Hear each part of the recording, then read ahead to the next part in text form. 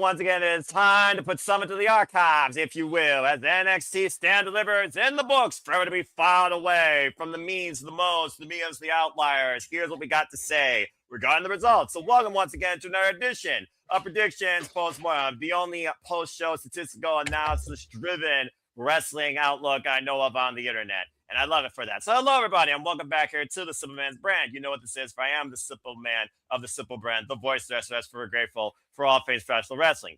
Damn it. And my name is Noah Foster, and thank you all for tuning in, whether live or on demand. Please subscribe, comment, and tell a friend. And if you want to dictate the conversation, PayPal passions or super chats, as simple as that. Of course, I am never alone, because my fellow statistician that brings the style and the flavor and the flair, if you know, PapaGino is always along for the ride. So hope you all enjoyed tonight's conversation. Gino, how are you? Oh, I am doing very well, Noah. Thank you so much again for having me and hosting this fine event. Looking forward to discussing what we got right and what we got wrong. Yeah. And this is going to be extra fun because even Gino doesn't know the scores because I haven't had a chance to share them with the team. So, yeah, and again, I'm all about data, inventory, statistics, analysis, and professional wrestling. Damn it. And, of course, we'll talk more about that ahead of the Simple Brands WrestleMania week-long agenda. Lord help me. As well as AEW Dynasty and Rebellion to come. But without further ado, Gino, let's get into it. So, again, we had NXT Stand Deliver for free on YouTube this past weekend on Saturday, and there were 6 matches, and nobody got a perfect score. But I want to give a shout out to Medium Cash, who did very well, getting a fine 5. A lot of people got 4s across the board. Gino, you and I did not do so well. I out-edged you by 1, but we got between us a score less than 50%. So the show may still deliver, but we did not. And as you can see, it's pretty wild across the board here. I'm surprised there was not a unanimous favor with a couple of matches that I thought were blatantly obvious. You know, it's funny that you mentioned the term blatantly obvious because some of this stuff could have been super obvious, and we will get into all that as it approaches.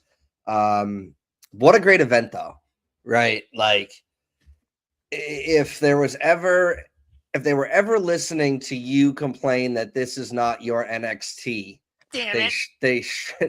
they sure are starting to take that personal. Now, this feels like a whole thing for WWE in general. They seem to be taking what people are saying online and trying to maybe actually do something about the complaints. So we shall see. Now, granted, the NXT roster is not as great as it once was. So you're working with that difficulty, plus their longer shows, things like that, all of those variables.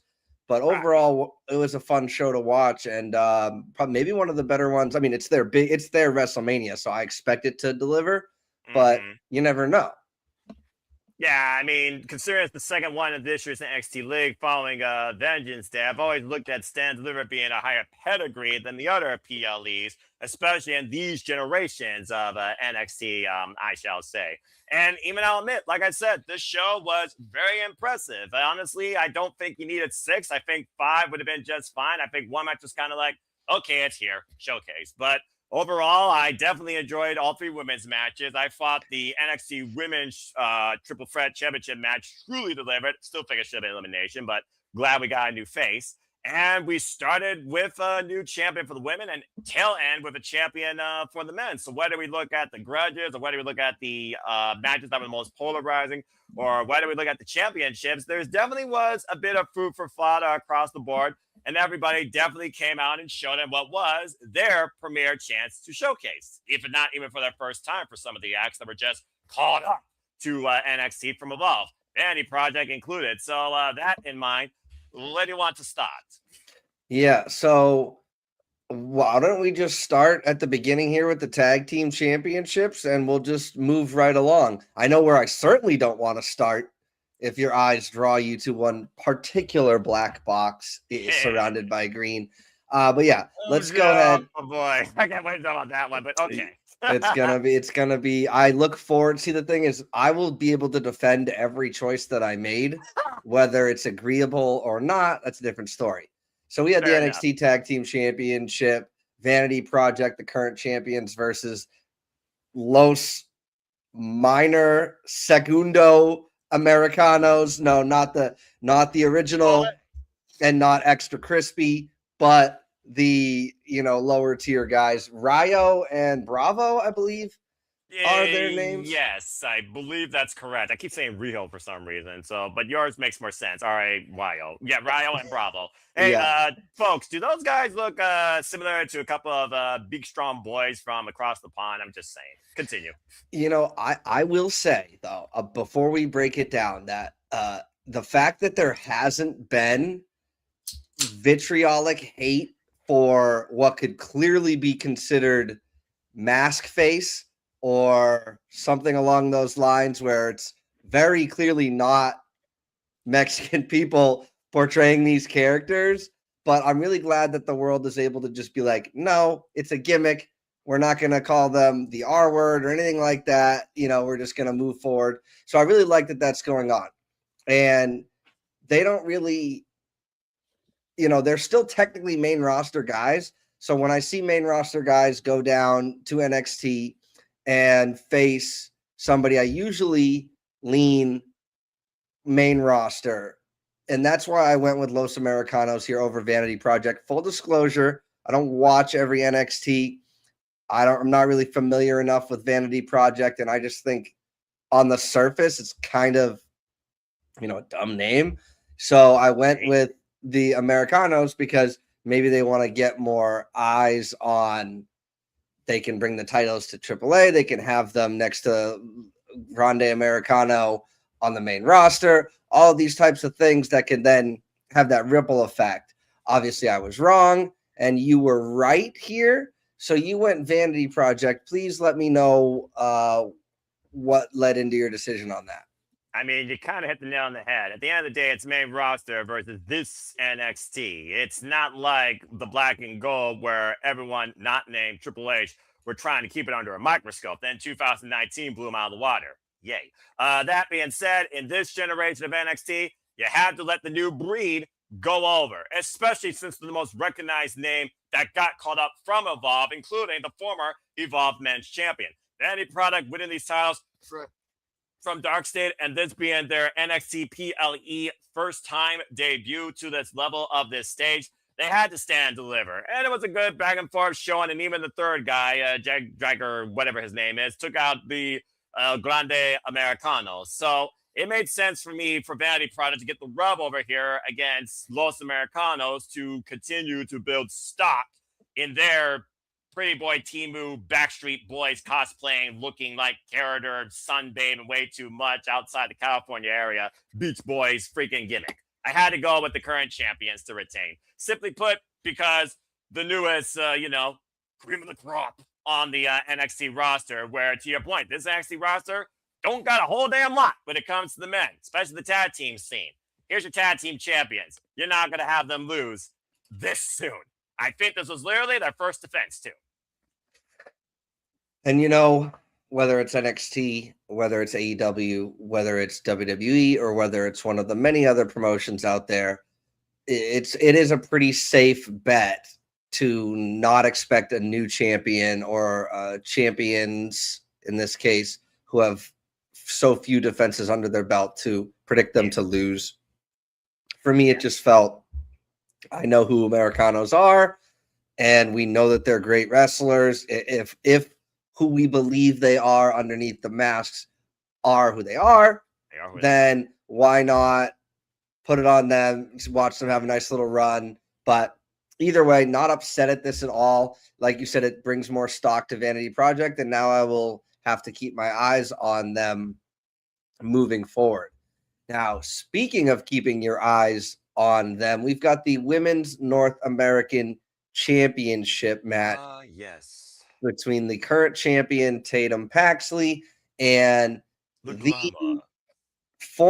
artist formerly known as Mariah May, who is now Blake Monroe. I think her name is starting to take hold with people more.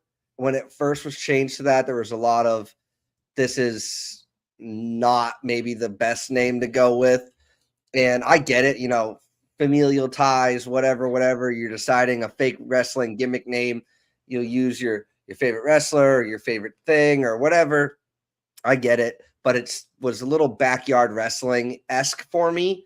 But here we are, and now I call her Blake Monroe more often than Mariah May. But I digress. I was one of the 4 people, so it was one of 3 wrong last time, one of 4 people here to get this one wrong. If Blake Monroe's not on the main roster soon, I don't know what they're doing with her. Like they gotta give her like a title or something. Like, to me, it's starting to feel like, and it's felt this way for a while, but it's almost undeniable now. Other than Penta, like, I don't think WWE thinks the people that they get from AEW know how to wrestle.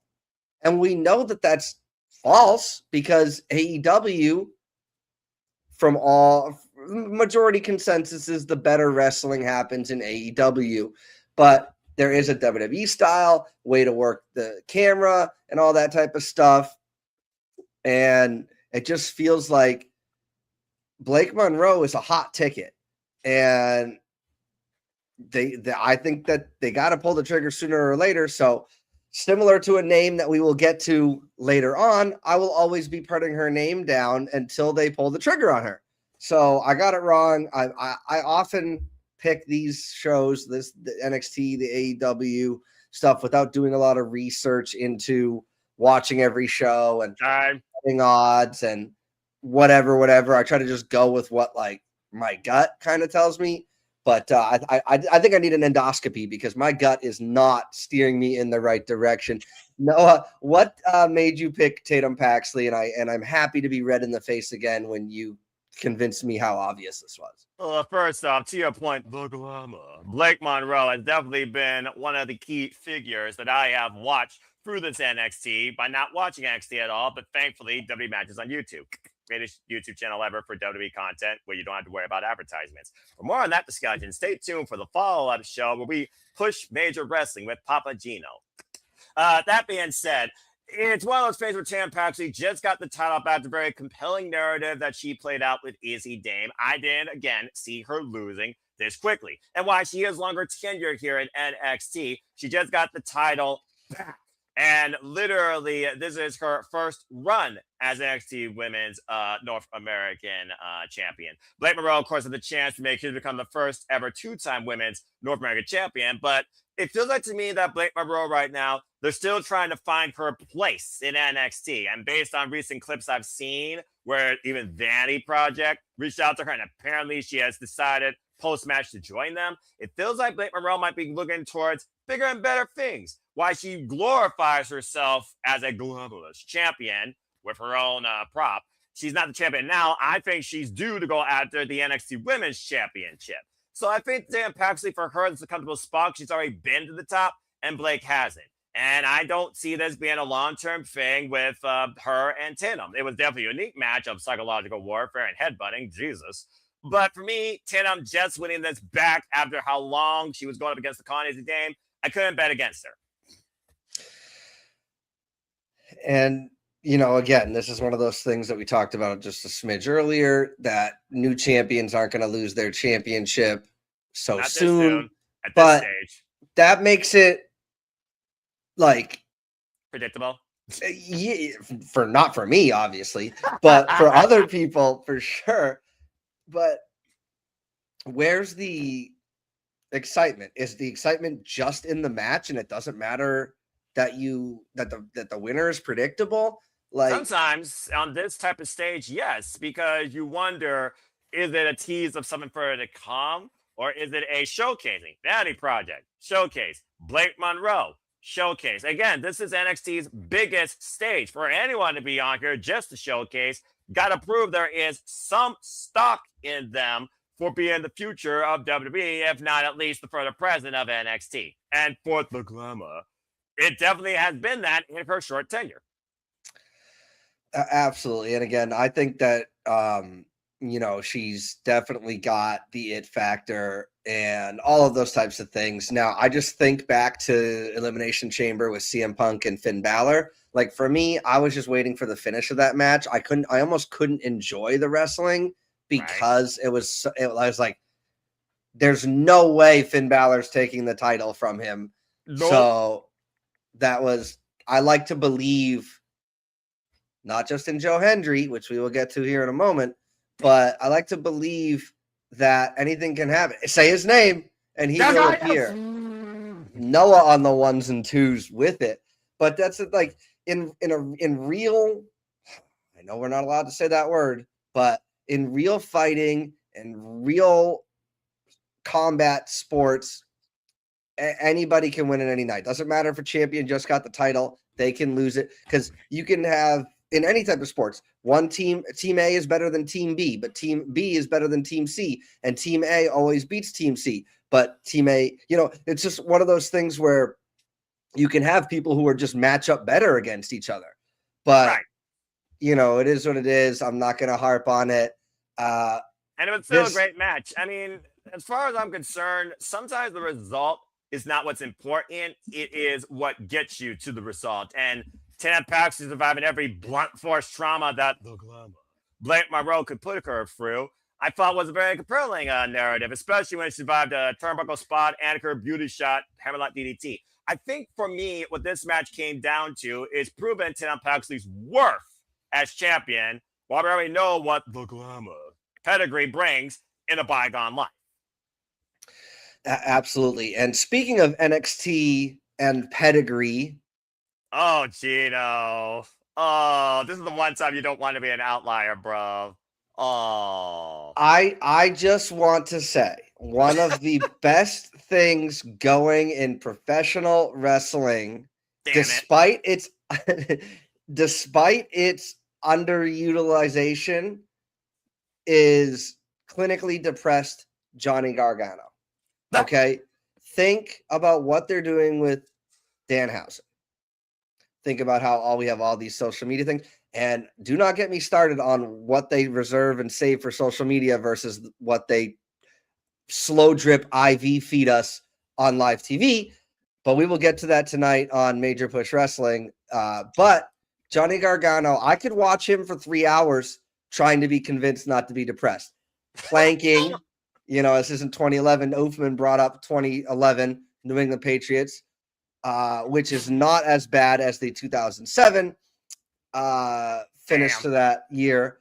But I've said enough already because I'm going to get triggered. But Johnny Gargano is planking on all this stuff, super depressed. He's beating people by accidentally falling on top of them. Like, that works for me. Unbelievable.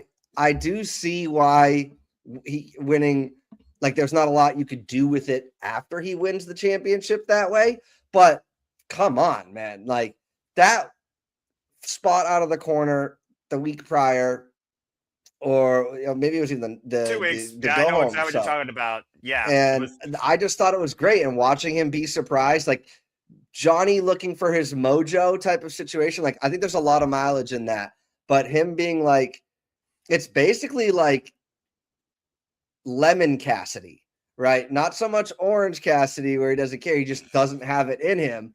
And I'm a big fan of something different.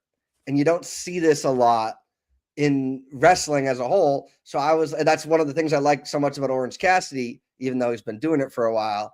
Like, I like the different, right? It's wrestling. I'm big on the characters. I'm big on the stories. And, I can't even look to anybody else for assistance with why picking Johnny, other than I would have had a lot of fun with watching him, like, still not have his mojo, even though he's the champion.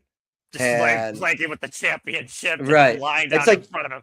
You're the champion, Johnny. Like, I see his wife. You're the champion, Johnny. Like, get it together, all this stuff. And it's just like, still depressed that Tommaso Ciampa's gone and the tag team division is destroyed, or whatever his flavor of the month reason for being disappointed is. But everybody's saying he's going to go to AEW. Like, this is like a foregone conclusion. And he's also kind of Mr. NXT. One of the topics I want to discuss moving forward with you, Noah, is a potential NXT Hall of Fame induction. And for me, one of the best things about NXT Black and Gold was basically anything involving Johnny Gargano and Tommaso Ciampa. So 110%. It was basically like, this is what you get with NXT Gold. It's like the standard bearer. And I think the peak. It really was. And to the point where I like, I didn't really care about, guys that I feel like I'm taller than and more muscular than or bigger than or whatever that I could beat up, but they were really putting on banger matches. And again, we had banger matches all over this card. But Miles Bourne, obviously, he's the current champion and just defending against Gargano. Miles Bourne in the news more for his relationship with Stephanie Vaquer, at least on my feed. And I don't know, maybe they could have done something like this. I'm slowing on Stephanie, but I'm kind of just talking in circles here, trying to defend why I think that Johnny should have won. But this is my third straight incorrect. Noah, your third straight correct. What made you choose Miles Bourne? And if you tell me it's another recent championship win, he's not going to lose it, I'm going to lose it. Well, get ready to lose it worse than Eminem, because that's the exact reason why. He literally recently took it off all ego if it pays the longest reigning, notorious, most over modern day NXT North American champion that brought prestige, meaning, purpose, and identity to the Canadian North American Championship during particularly his second run. And Miles Bourne, he's been trying to break out this year to stand and deliver. At one point, even Paige was wondering, what are you going to do? And then he realized, I know what I got to do now. When Ava Rain told her that maybe you need to do something different as well. Even Joe Kennedy believes in Miles Bourne. And again, looking at this breed of NXT, this is a genesis, a new beginning. They are the newer crop. And Miles Bourne has been one of those slowly in development. For me, Johnny Gargano was a desperate plea to either put Miles Bourne over or sell more tickets for Stand Deliver, despite the fact they're in a much smaller venue, the Factory. Nonetheless, for me, I had to look at the end of the day, this NXT being the ones that they push to Stand Deliver, because they are the ones they want to believe that are the future. And Miles Bourne right now, who won the NXT North American Championship, his first title accolade, it was his time, and it was his time to shine. But honestly, like I said, you just talked about Black and Gold NXT, a little sub-tangent. Nothing will be greater, more peak, more passionate, more outstanding, more aggressive, more standalone than the 3 to 5 years peak Black and Gold, and I will fight anybody on that. Because what the Undisputed Era, Giant Gargano, Tommaso Ciampa, Keith Lee, Dominic Dijakovic, Damian Priest, it has freaking Genesis, War Raiders, shall I continue? Not to mention the generations of women, including the freaking 4 horsewomen of NXT, 3 of which still in freaking WWE, just saying. And Asuka, before she was turned mortal, they led and told Raw and SmackDown to top that shit. And then they ruined it. I'm just going to leave it at that. Regardless, nonetheless, Johnny Takeover, this wasn't a takeover. NXT hasn't taken over since they decided to be in a nice player within the WWE ecosystem besides standing out on their own to truly stand deliver. Maybe that's why they're not on WrestleMania. Sorry. The bottom line, Johnny post-takeover was not going to beat Miles Bourne at Stand Deliver due to recency of title running. Simple as that. Stay with me. It's going to sound like I'm hating on this man because he's dating Stephanie Vaquer, but Miles Tyson, the Kid, Evan Bourne, he just doesn't do it for me. So that's really where I'm at with that. He's like a combination. His nickname is the Kid. He literally looks like Tyson Kidd with Evan Bourne's name. I don't know. I look too much into things, and maybe I just need to be a little bit more surface level. But it happens, man, especially when you evaluate professional wrestling. We knew what we got into. We became fans of this business. Lord help us for life. Right. And maybe I did, maybe I didn't, because I was so young when I got into this. I didn't realize what I was getting myself into. But boy, have I loved the ride ever since. Speaking of the ride, my predictions are getting ridden incorrectly into something that we are going to talk about our next topic. I am so freaking happy and so about dang time. Damn it. Not only is this a championship title, but it is the women's championship title in NXT. We had a triple threat match between the then current champion JC Jane, Kendall Gray, and the greatest theme song in NXT and a genuine badass good girl in Lola Vice. And like I was mentioning about Blake Monroe earlier, I will be putting Lola Vice's name down every chance I get. It feels like a lifetime ago that I was jamming out to her theme song for the first time in the gym while I was working out. And she was doing stuff with Shayna Baszler. She's a genuine, actual, can kick your keister type of person. Yes. And she was given these spots, these opportunities. Once she beat Shayna Baszler, I was like, push her to the moon. And two and a half years later, they finally put the strap on her, and not just the NXT North American Women's 24/7 European Television 365 I-75 South Championship. Shout out to R-Truth. The main women's title, and they gave it to Lola Vice. I was going to pick her no matter who else was on the card. It could have been Lola Vice versus Charlotte Flair, Becky Lynch, Nia Jax. I would have picked her because it should be her.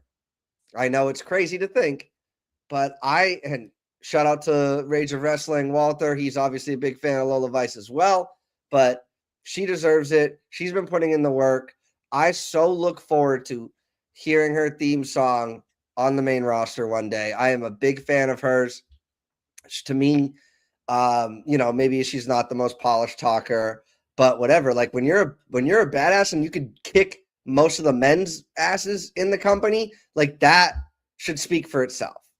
And she's got a good look. Nothing against Shayna Baszler, but way easier on the eyes. And again, that theme song really just works. And that's what it is. It's not to be that guy, but wrestling is also an aesthetic sport. So you got to take, and I think that with the men too. Like you don't want to see, like Pat McAfee said, 5'5", 165-pound guys going at it. I mean, sometimes that works for people and whatever, great matches. But at the end of the day, Lola Vice deserved it. She's been putting in the time. She's been putting in the effort. And if she didn't come out of this with the title, I might have just stopped predicting altogether on NXT. But I'm glad. Literally, this right here is the reason why I was like, you know what, let's do a breakdown. I don't even care what happens the rest of the night. Lola Vice won. Opening match. That's I don't even need to watch. Good night, everybody. That's the Dixon Post-Mortem. Gina was correct. Yeah. I was so elated when I saw that finish. I was just like, because I wasn't expecting it. I predicted it, but I was still like, they're not going to do it. They're going to find some way to make it not make sense. But they gave it to Lola Vice. Finally, I'm on the board with a point. And we get this wonderful video between you and I to talk about this. Noah, I'm used to seeing green by your name. And not only, but you did get one thing right. You got a change in championship, correct? You just picked the wrong person. So what made you think Kendall Gray? You knew the title was changing hands. So why not Lola Vice over Kendall Gray? Okay, well, first off, let's give Jessie Jane credit's due, as even I was like, yeah. But despite the fatal influence faction that she leads being mid to me, she has been a face, a pioneer, a leader of this women of NXT, since proving she could be more than a second wheel in the WTF against Stephanie Valkyrie last year and even regained this title back. She really has brought the championship forward and really made it something to fight for. And the only way you could be her, it felt like, where there were no rules, you could eliminate the outside equation in triple threat. You know how I feel about triple threat matches. Buffer, fall person. More often than not, if you have a triple threat, you're going to have a change in some sort of development. In this case, the biggest development Stand Deliver would have been the Action Women's Championship. I pray to God, thank you, that the title did change hands, but damn you for being right and me being wrong. Now, that being said, loved how extremely competitive and fierce this was, especially with Lola Vice and Kendall Gray, and Jessie Jane for what it was worth as well. That finishing sequence with the rolling encore that knocked Kendall Gray out of the ring while she had Lola Vice trapping a sleeper hold, and then Lola Vice, the spinning back fist, Buenas noches, pinning the champion in the process, was a beautiful, seamless sequence to the finish. For me, though, I look at Kendall Gray, someone endorsed by John Cena that has come to my screen and evolved primarily since the Iron Survivor Challenge, winning that out of nowhere. And both women also have one loss over Jessie Jane, but they have yet to beat one-on-one against each other. Hell, this was made into a triple threat because of the smash finish Tuesday night where they counted both in a pin and submission combination. And they couldn't figure out a damn winner. What the hell? Nonetheless, I thought for me, Kendall Gray was going to be the next great leader of this NXT. I didn't think Lola needed this. I thought she was above it. She's a Triple A Mixed Tag Team Champion. She has all the tools. And to your point, Gino, she's been long overdue to evolve beyond the NXT roster where she's been at. She's undefeated in the underground. She's already had great feuds. She has the mainstream appeal. She was in the Royal Rumble. I thought she was on her way up. That's why I didn't pick her.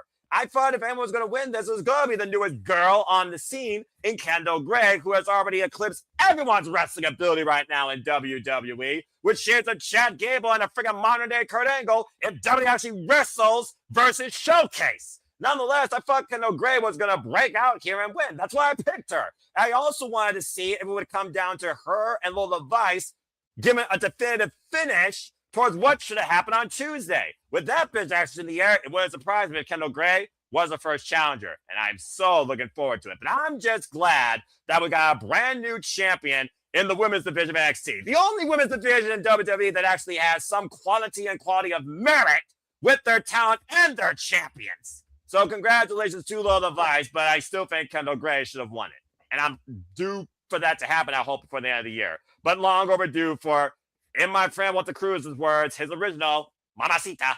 And thank you, Jessie Jane. So I look forward to debating what you just said there about NXT's women division versus what WWE is doing with their champions and their division, because I see things on the opposite of what you just mentioned. But that'll be for another. That's actually one of the topics I have planned for Major Push Wrestling, but not this upcoming episode. But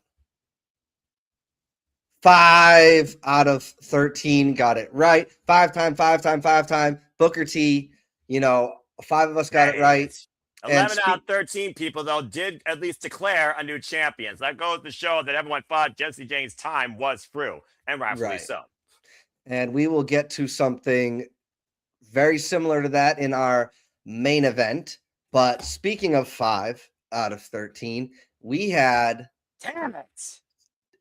Actually, Noah, this one is probably the most surprising choice that I saw of yours, other than the main event. But this one, I was very surprised. And I'm sure you're going to be able to explain it logically as you do. But for me, and I think it's basically a little bit about why you didn't pick Lola Vice, because Sol Ruca, the essentially the new hotness in the women's division, the best finisher in the game. And she went into the Royal Rumble. She was on John Cena's retirement show. And beat Bayley. Successfully won her match in that showcase. They really underutilized her in the Royal Rumble. She only did one Soul Snatcher. Excuse me? When you could have multiple people in the ring, she should have ran in and Soul Snatched every single corner before her time was done. She didn't. I'm sure they will save that for a future moment. But for me, Zarya's a badass. Like, she is one of those monster heels that I always talk so much about loving. And I do love that she exists. But for me, Sol Ruca is your future star. There is no doubt about that. And I was going to pick her until she's no longer on NXT. Now, before I throw it over to you, damn it, you mentioned that Lola Vice, she should be going up to the main roster. Like, the thing, and so should Sol Ruca. But the thing with the main roster, and why I think the women's division and the main roster, it speaks to how stacked that is there's really nothing, there's really no room on the main roster for the men or the women to have call-ups and younger talent at this point. They keep bringing everybody back, and we'll get into how correctly or incorrectly they book their television shows and display their characters on TV. But Sol Ruca needed to win this match to continue her ascension to the top. whether she needs to win a championship. It's Javon Evans, to the best of my recollection. He definitely never won the NXT Men's Total Championship. I don't know if he won the North American, but some people just don't need a championship to get that call up. To me, I think it adds a lot of credibility. I think one of Javon Evans's biggest flaws is that he wasn't able to win that big one. He's more just a spot fest. And I really hope they don't do that with Sol Ruca, but I was going to pick her, even though this is non-title. It's more of a grudge match. So Sol Ruca, it was going to be her until her name is no longer available to be picked on the Simple Man's predictions. Now, you picked Zarya. I'm assuming, yeah, as did most people, but you picked Zarya. I'm assuming probably for the same reasons you didn't pick Lola Vice. But explain yourself. Actually, no, I picked Zarya because it was Zarya's year-long chance to prove why she should stand deliver and stand out on her own. It's one of those things right now. You look at the dynamic of tag team wrestling across the sport. There's the Mari Janelli, there's the Shawn Michaels. Ever since the fallout that broke the camel's back when Zarya speared Sol Ruca out of her chance to take the NXT Women's Championship against Jessie Jane, I feel like these two are on the verge of going one-on-one. To do it at the biggest stage would have cemented Zarya into what she claimed while still leaving room for Sol Ruca to figure out what's next for her, because Sol Ruca doesn't need Zarya, clearly. And I think Zarya's come to the point she doesn't need Sol Ruca, wants to challenge herself if she doesn't need her. And I thought that this was her big chance. Yes, she could have been a smodgy finish, but at the end of the day, here's the thing I will say. They did preserve Zarya to be strong because, to your point, she's the very first person to ever kick out of the Soul Snatcher. It took 3 of them and an Avalanche X Factor to put down the former Delta. But like I said, looking at the direction of the NXT Women's Division, I wasn't sure if they needed Sol Ruca anymore to go after chasing, obviously, the NXT Women's Championship, which is still very much in her sights. And Zarya, who has not sniffed one iota of gold since her time here in NXT, and I think she's finally going to go on her own. I thought they're going to separate these two. Now, whether or not these two develop a saga that goes as deep as Giant Gargano and Tommaso Ciampa, that remains to be seen. But according to what I heard recently in NXT, Zarya is not done with her former tag team partner. Bottom line, I thought that Zarya was going to stand deliver, and so we were going to surf waves onto something else much bigger. I was wrong. You know, I really respect your willingness to admit that you were wrong. Obviously, the proof is in the pudding. But when I'm wrong, I usually defend why I should have been right. And I respect that you take it on the chin and move forward. Speaking of taking it on the chin, you and I both took it on the chin here with this fatal 4-way. Now, there were only 2 people that were picked out of the 13 that were picked. Correct. Oh, sorry, Ethan Page snuck in there. Thank you, Jerry. The other two outside the champion, Joe Hendry, to your point, but yes. Yeah. So Joe Hendry, I'm big on Joe Hendry. I really like the guy. He's probably getting called up Monday after WrestleMania, if I had to guess. But I wasn't. This is what happens when you don't pay attention to the product fully, at least in my mind, because knowing that D'Angelo had his gimmick change and kind of did this new stuff, I would have picked him. I was sensing a title change, but I'm like, are they really going to go backwards to Ethan Page? Are they really going to go backwards to Ricky Saints? Or are they going to go to somebody who hasn't won it, but the Dawn father gimmick, is that played out? Is that not good enough anymore? He was more of a Heritage Cup guy, all these things. But then once I realized that he had his new look and doing these things, I was like, yeah, no, that's your guy. And Tony D'Angelo, I think he's going to do great things with this championship. But I picked Joe Hendry to retain just because I didn't see the Tony D'Angelo stuff, and I just didn't think they were going to go backwards with the championship. And plus, Saints and Page have like their own stuff going on and all this stuff. But why did you pick We Believe in Joe Hendry? Well, first off, we all believe in Joe Hendry. That's just for life. For me, it's one of those things where it's like fatal 4-way, that adds a whole new wrinkle. But for Fall Person Continuum, it's one of those things also where Ethan Page and Ricky Saints, the fallout between them was inevitable. That's why I figured they were going to screw each other.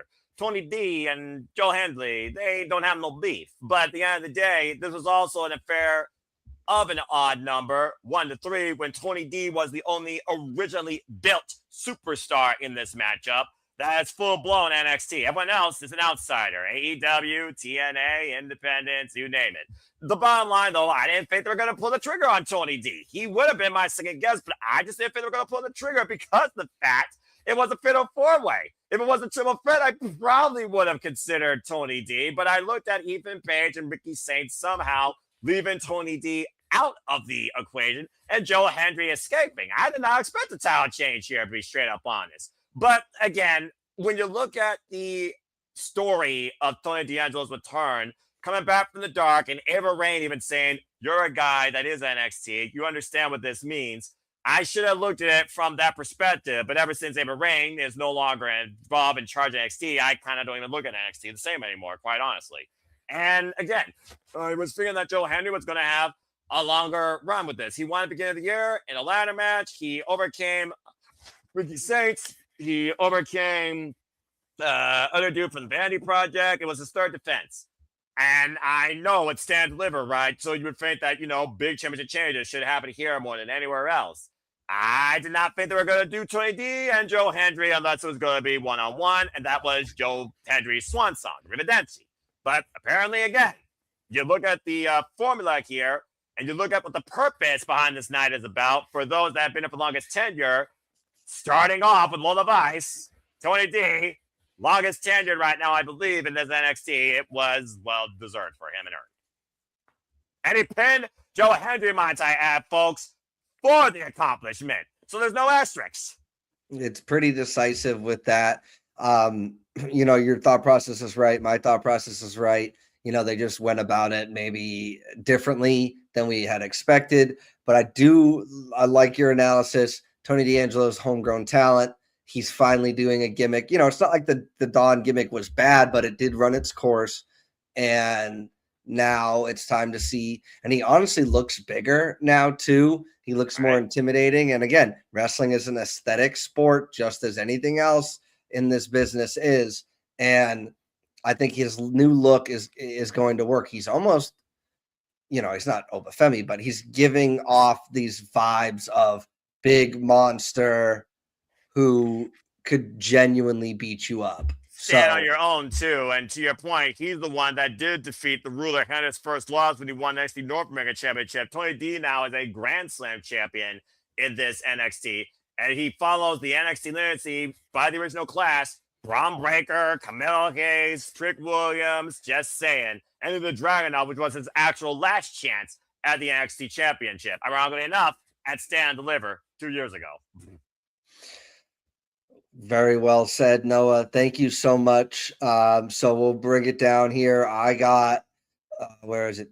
Two correct. Points. But those two were the ones I was really hanging my hat on. Obviously, everyone I did, but I got 2. You got 3. The Cass had 5, so good for Cass. And everybody else who did this well. He won away from getting it, but this is what happens. It is what it is when it comes to predictions, though. I will say that. And that being said, here is the NXT team leaderboard. And because of his perfect, he is literally standing alone at the top. Big Cass. Or BM Cass, excuse me. Non-copyright. Bunch of mates, though, with Dwayne, Jerry, me, and Walter. And you're in that next echelon with The Rocket, Bossman Riff, Dave Scheffler, who might still be in the chat, our own Con Andrew. And the guy that is a Chase U alumni is bombing his brand. How ironic. It's funny that I only got 2 and you only got 3, but we're still a point or 2 away from the top. It helped that I did good at Vengeance Day. Yeah, 100%. We both did spectacular at Vengeance Day. So yeah, with that, guys, here we are looking at the overall galaxy. Overall galaxy. Yep, that's right. And 9 seems to be the top score on both sides. So it's anybody's ball game here. We look forward to the year to come with the NXT talent. Who's going to get called up? Who's going to defend their championships? Do we not pick against the new champions because they just won it, as the things have shown us? We love the stats. Stats are where it's at. damn it. with us, but unfortunately not in AEW currently because she lost her latest premium pay-per-view. I never thought that I would be saying premium live event over pay-per-view ever in my life. There it is. It happens. But thank you so much, Noah, for doing this. You are the GOAT. I appreciate you allowing me to do this with you. We're having a lot of fun with it. Thank you, everybody, for watching, live chatting, giving us the likes, the subscribes. It means the world to us. You can find me on my YouTube channel, PapaGino0017. Whether you're there now, hit that subscribe button. If you're watching on Noah's, the link is in the description. And come check us out on Major Push Wrestling as soon as this evening. Now, Noah, you can find if you're watching on my video. His link is in the description of my video. But Noah, tell the people where else they can find you. Well, considering I'm going to be non-stop streaming to a degree with only Friday this week as a reprieve, not only just starting today, but tomorrow, to say the least, they can find me if they choose. And then Foster 9016 on the X and on YouTube. Whether I'm predicting, I'm moderating, I am bringing out forms for you all to fill out across all things professional wrestling, damn it, because we got AEW, TNA, and WWE on the horizon. And this Superman's agenda is only getting crazier. Again, we got through predictions Post-Mortem tonight. Of course, stay tuned for what's ahead. We have Simply Predicting AEW Dynasty tomorrow night, 11:30 p.m. Eastern Standard Time. And we will be also Simply Predicting Rebellion the day of, due to schedules and other events, prayers or passions, Saturday afternoon, April 11th, 2 p.m. Eastern Standard Time. And of course, that bleeds into WrestleMania week. After, of course, we do live watch-alongs for both TNA Rebellion and AEW Dynasty here through the Sublime Studios, through the Cements brand. And as you're looking at the first part of my WrestleMania agenda, not included in there is, as we just talked about, we will do predictions Post-Mortem, AEW Dynasty. That will be next week, Wednesday. What we say here? Monday or Wednesday? Monday. Monday, yeah. Monday, yep, next Monday. I gotta get all the dates right. Monday night prior to the Simply Predicting Night 1, we will be doing predictions Post-Mortem AEW Dynasty, 6 p.m. Eastern Standard Time, April 13th. And there you see everything that I am doing and covering throughout the entirety of WrestleMania week. All women showcases for Mania, Progress Wrestling begins in the UK, some Joshi Pro with Spark and Stardom, Ladies Night Out courtesy of Time Match Network, the WID Showcase showing up the future of WWE, and of course the weekend itself, WrestleMania. And I will even be hosting the post-weekend shenanigans.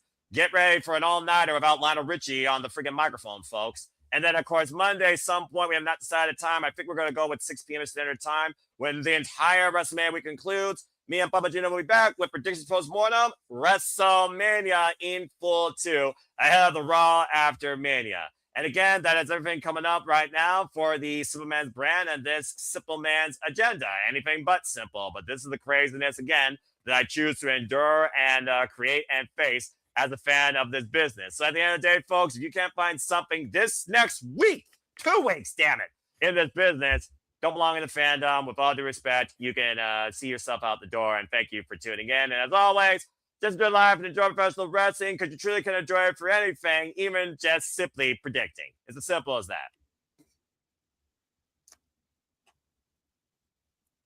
And we've closed the book. We've filed it away. We used to say we've laid it to rest with NXT Stand and Deliver 2026. Thank you so much for watching, and we'll catch you on the next one. Bye-bye.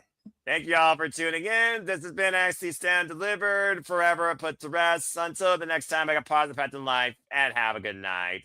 Goodbye.